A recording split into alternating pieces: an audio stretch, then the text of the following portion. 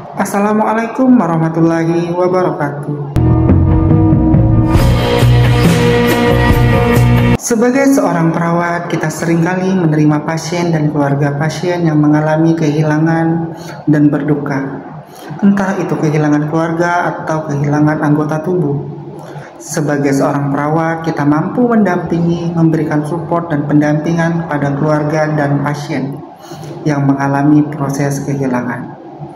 Di dalam ilmu psikologi, kehilangan ini dibagi 5 tahap, yang mana hal ini wajar dialami seseorang jika mengalami kehilangan. Teori ini pertama kali disampaikan oleh Elizabeth Kubler-Ross, yang mana yang pertama itu merupakan tahapan denial atau penolakan.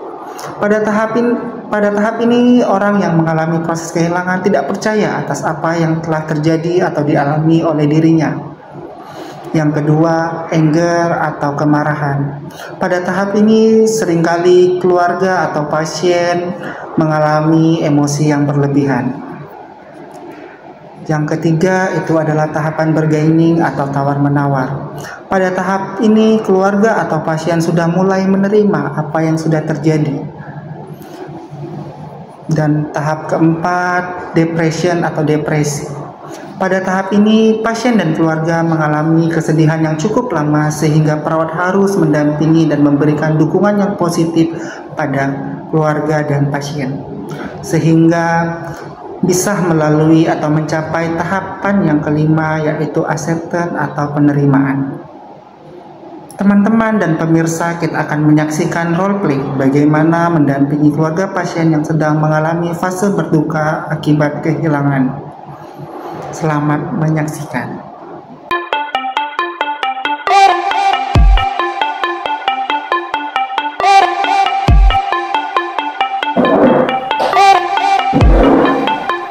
Selamat pagi, Pak. Pagi, Pak. Perkenalkan, saya Perawat Rohimin. Hari ini Bapak ada jadwal konsultasi ya? Iya, Pak. Bagaimana, Pak, kabarnya hari ini? Saya masih sedih, Pak. Sedih sekali masih, Pak.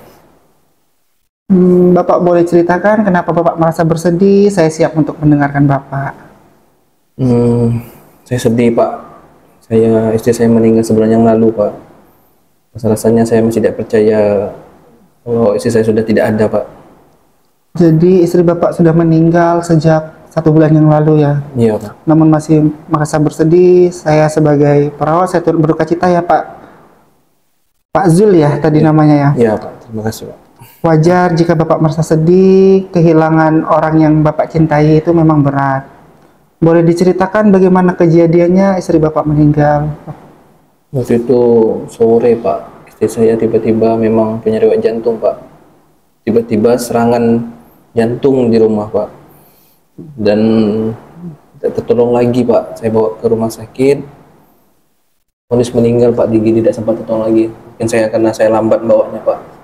Oke, baik. Bapak boleh menangis, keluarkan saja perasaan Bapak. Tidak apa-apa menangis karena itu hal yang wajar. Ya, terima kasih, Pak. Selama sebulan ini, apa yang Bapak rasakan? Saya masih tidak percaya, Pak, sih sebenarnya, Pak. Kayak seperti mimpi buruk. Saya marah. Kenapa harus saya yang pergi? Kenapa tidak saya dulu, Pak? Dan sampai sekarang masih saya sedih, Pak. Masih terkenang-kenang kenangan sama istri saya, Pak. Oke. Berarti Bapak di sini sedang mengalami proses berduka yang normal, di mana ada tahapan Bapak tidak percaya, merasa sedih atau marah yang mendalam. Ini semua wajar, Pak. Bagaimana Bapak menghadapi perasaan-perasaan Bapak saat ini ketika Bapak ditinggalkan istri Bapak di rumah? Iya, Pak. Saya banyak menangis, Pak, akhir-akhir ini. Kadang saya berdoa, minta kekuatan. Ya Allah, biar saya kuat, ya Allah. Kadang biar anak saya bisa terhibur juga karena kehilangan ibunya, gitu, Pak. Oke, itu cara yang baik, Pak. Menangis dan berdoa itu bisa membantu dengan kepercayaan Bapak, dukungan keluarga, anak-anak juga itu sangat penting. Ada hal lain yang ingin Bapak lakukan untuk menghadapi kesedihan ini? Mungkin saya mulai lagi ya, Pak, di pengajian, Pak. Dulu sempat saya vakum kan, apalagi setelah ditinggal istri ini, saya sebulan ini vakum kajian, Pak.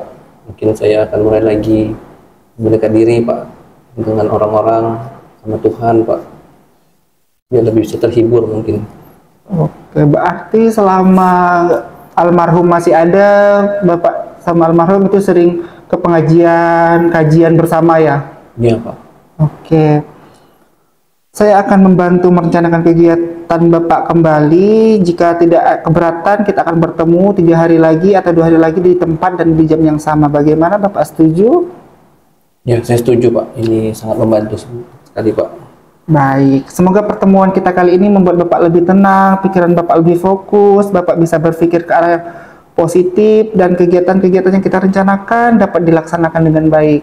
Sampai jumpa di pertemuan selanjutnya ya Pak ya. Iya Pak, terima kasih banyak Pak. Oke, terima kasih Pak. Ya, hati-hati ya Pak. Ya.